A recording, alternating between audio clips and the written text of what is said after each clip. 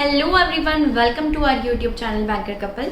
अभी एक नोटिफिकेशन आया था रिसेंटली 2 दिन पहले, आप सभी ने देखा होगा। जिन्होंने नहीं देखा उन्हें मैं बता दूं कि NaBFID, National Bank for Financing Infrastructure and Development, इसका अभी रिसेंट में नोटिफिकेशन आउट हुआ है और इसकी जो वैकेंसीज है वो 56 आई है। 56 वैकेंसीज है डिफरेंट पोस्ट के लिए।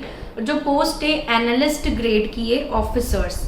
तो ऑफिसर्स एनालिस्ट ग्रेड की जो पोस्ट है ये रेगुलर पोस्ट आई है और ये बहुत ही अच्छी अपॉर्चुनिटी है आप सभी के लिए, क्योंकि जो नेपफिड है वो एक प्रिंसिपल एंटिटी है इंफ्रास्ट्रक्चर फाइनेंसिंग के लिए इंडिया में, और ये एक ऑल इंडिया फाइनेंशियल इंस्टीट्यूशन है जो आरबीआई रेगुलेट करता है। तो ये गवर्नमेंट जॉब ही है। ये जो AIFI वाला जो अभी इससे पहले नेशनल हाउसिंग बैंक का रिक्रूटमेंट आया था वो भी वैसा ही है जैसा ये है। तो ये दोनों ऑलमोस्ट सिमिलर है, क्योंकि NHB भी आरबीआई का ही है और ये भी आरबीआई का है। और ये जो पोस्ट है इसमें सबसे अच्छी चीज़ ये है कि इसका जो एनुअल CTC है वो बहुत ज़्यादा अच्छा है। इसका एनुअल CTC है 14.83 लाख्स, और ये तो फिक्स्ड पे है। इसके साथ ही ये लोग वेरिएबल पे भी देते हैं, और वेरिएबल पे देते हैं अप टू 20% ऑन फिक्स्ड पे। उसके साथ ये ग्रुप इंश्योरेंस भी देते हैं, लाइफ इंश्योरेंस, टर्म इंश्योरेंस, सब कुछ। तो फैसिलिटीज़ काफ़ी अच्छी रहेगी। अगर इस अपॉर्चुनिटी को आपने यूटिलाइज किया तो ये आपके लिए एक बहुत ही अच्छी अपॉर्चुनिटी है, स्पेशली वो लोग जो रेगुलेटरी बॉडीज़ में जाना चाहते हैं या जो लोग RBI, SEBI, नाबार्ड इनकी प्रिपरेशन करते हैं उनके लिए बहुत अच्छी अपॉर्चुनिटी है। तो मैं आपको जो मेन पॉइंट्स है इस नोटिफिकेशन से रिलेटेड वो आज इस वीडियो में बताऊँगी। सबसे पहले इसका जो फॉर्म फिलिंग है वो 23 अक्टूबर से स्टार्ट हो चुका है और फॉर्म फिलिंग 13 नवंबर तक रहेगा। तो 13 नवंबर तक आप इसमें अप्लाई कर सकते हैं। इसकी एग्ज़ाम की डेट अभी उन्होंने टेंटेटिव बताई है कि नवंबर या दिसंबर में इसका एग्ज़ाम हो सकता है। सिंगल एग्ज़ाम और इंटरव्यू होगा इसमें, कोई प्री मेंस नहीं होगा। तो ये बहुत अच्छी चीज़ है इसमें जो वैकेंसीज़ की बात करें तो अलग अलग रोल्स की वैकेंसीज आई है। पहला लैंडिंग ऑपरेशंस में 15 वैकेंसी है, ह्यूमन रिसोर्सेज में 2 वैकेंसी, इन्वेस्टमेंट एंड ट्रेजरी में 4 है, इंफॉर्मेशन टेक्नोलॉजी एंड ऑपरेशंस में 4 है, जनरल एडमिनिस्ट्रेशन में 7 वैकेंसीज है, रिस्क मैनेजमेंट में 10, लीगल में 2, इंटरनल ऑडिट एंड कंप्लायंस में 3, कंपनी सेक्रेटरीट में 2, अकाउंट्स में 2, स्ट्रेटेजिक डेवलपमेंट एंड पार्टनरशिप में 4, इकोनॉमिस्ट में 1। तो ऐसे मिला के टोटल 56 वैकेंसीज है। फॉर्म फिलिंग की जो फीस है वो 800 रुपीज़ है जनरल, EWS और OBC के लिए, और बाकी सब कैटेगरीज के लिए 100 रुपीज़ है। इसमें जो एलिजिबिलिटी क्राइटेरिया है वो बहुत इंपॉर्टेंट है। इसका जो एजुकेशनल क्वालिफिकेशन है, एजुकेशनल क्वालिफिकेशन में एक चीज़ जो ये कि मैक्सिमम जो पोस्ट है उसमें पोस्ट ग्रेजुएशन इन्होंने मांगा है।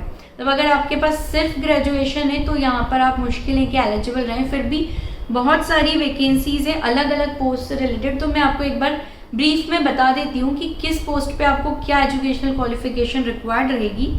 तो जो लैंडिंग ऑपरेशन है उसमें MBA finance, ICWS, CFA, CMA, CA या फिर पोस्ट ग्रेजुएशन डिग्री या डिप्लोमा मैनेजमेंट में होना चाहिए विद स्पेशलाइजेशन इन फाइनेंस। ये लैंडिंग ऑपरेशंस के लिए इसमें क्लियरली लिखा हुआ है कि जितने भी पोस्ट ग्रेजुएशन या आपके पास जो भी डिग्री है वो फुल टाइम होनी चाहिए।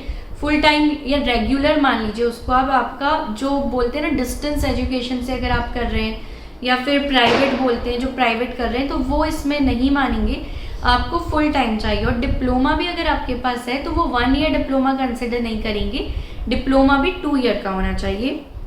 तो ऐसे ही बाकी सब में भी है, मैं यहाँ स्क्रीन पे शेयर कर रही हूँ, आप एक बार देख सकते हैं। ह्यूमन रिसोर्सेज में भी वही मांगा है। अब एक बार यहाँ पर ह्यूमन रिसोर्सेज का देखिए, post graduate degree diploma in management with specialization in HR या industrial relation. Investment and treasury में भी वही सारी चीज़ें मांगी है, बस उसमें स्पेशलाइजेशन आपका फाइनेंस और फॉरेक्स में होना चाहिए। IT ऑपरेशंस और IT इन ऑपरेशंस में डिफरेंट है, इसमें MCA, MTech, ME या फिर post graduate in computer science, AI and ML, software engineering, IT, cyber security from recognized university. General administration एक ऐसी इसमें पोस्ट आई है जिसमें कुछ स्पेशलाइजेशन नहीं मांगा, सिंपल पोस्ट ग्रेजुएट मांगा है किसी भी डिसिप्लिन में। इसमें आपका ज़रूरी नहीं कि आप MBA हो, आप MA हो सकते हो, आप MSc हो सकते हो, मतलब कुछ भी चलेगा, बस पोस्ट ग्रेजुएट होना चाहिए। MCOM भी चलेगा। तो यहाँ पर बहुत सारे लोग अप्लाई कर सकते हैं क्योंकि बहुत सारे लोगों के पास ये डिग्री होती है।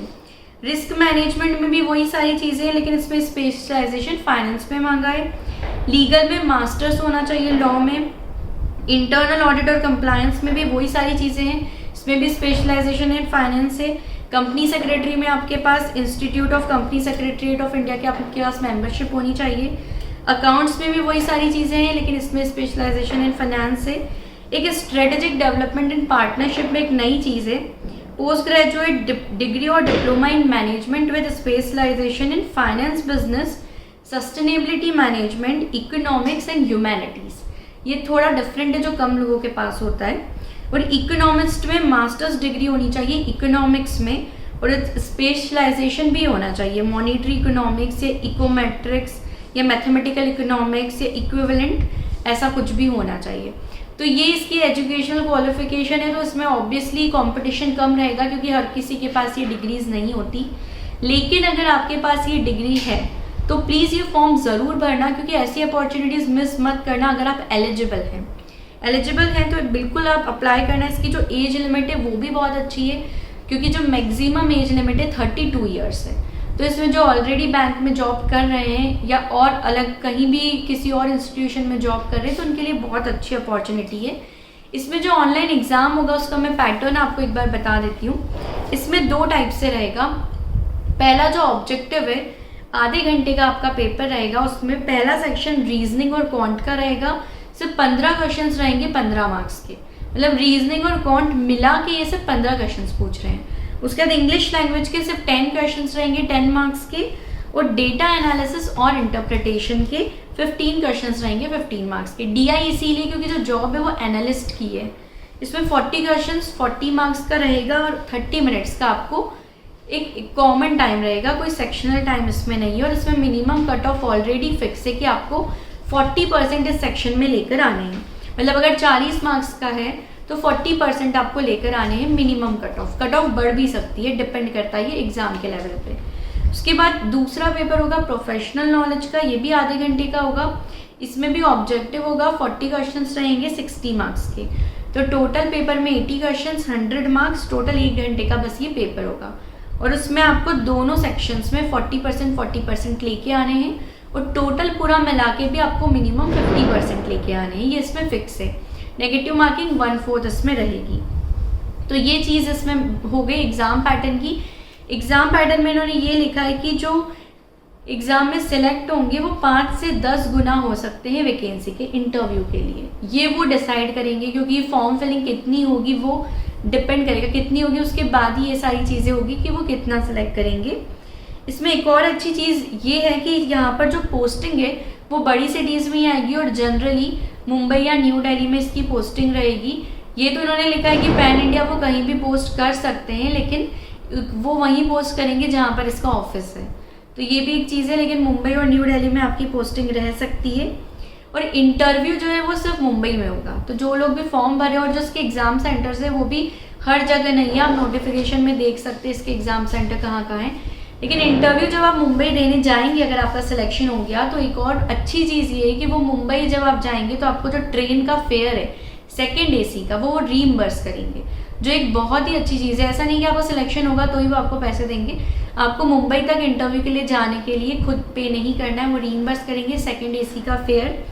और यहाँ पर एक और चीज़ जो आपको ध्यान में रखनी है कि सिर्फ आप एक पोस्ट के लिए अप्लाई कर सकते हैं। जैसे जिसका MBA फाइनेंस में है वो तो मैक्सिमम पोस्ट के लिए एलिजिबल है, लेकिन ऐसा नहीं है कि वो सबके लिए अप्लाई कर सकता है। उसको किसी एक पोस्ट के लिए ही अप्लाई करना है। तो जब हर पर्सन किसी एक पोस्ट के लिए अप्लाई करेगा ना, तो कंपटीशन ऑटोमेटिकली इसमें बहुत कम रहने वाला है। और इसमें अगर आप गलती से 2 पोस्ट के लिए अप्लाई कर देते हैं तो जो आपने बाद में अप्लाई किया है वो ही कंसिडर होगा।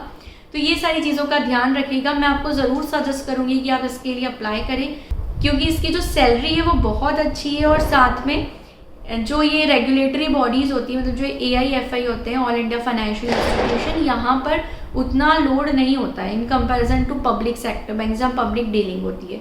तो ऐसी जॉब के लिए आपको ज़रूर अप्लाई करना चाहिए। और जब भी इस टाइप का कोई नोटिफिकेशन आता है तो उसे कभी मिस मत करना, उसे ज़रूर अप्लाई करना, क्योंकि ये जो एग्ज़ाम का लेवल दिख रहा है जिस हिसाब से इन्होंने बताया वो उतना डिफिकल्ट नहीं है। प्रोफेशनल नॉलेज भी आपको बस फोकस करना है। So thank you so much for watching this video, and don't forget to like, share and subscribe our YouTube channel. Thank you so much.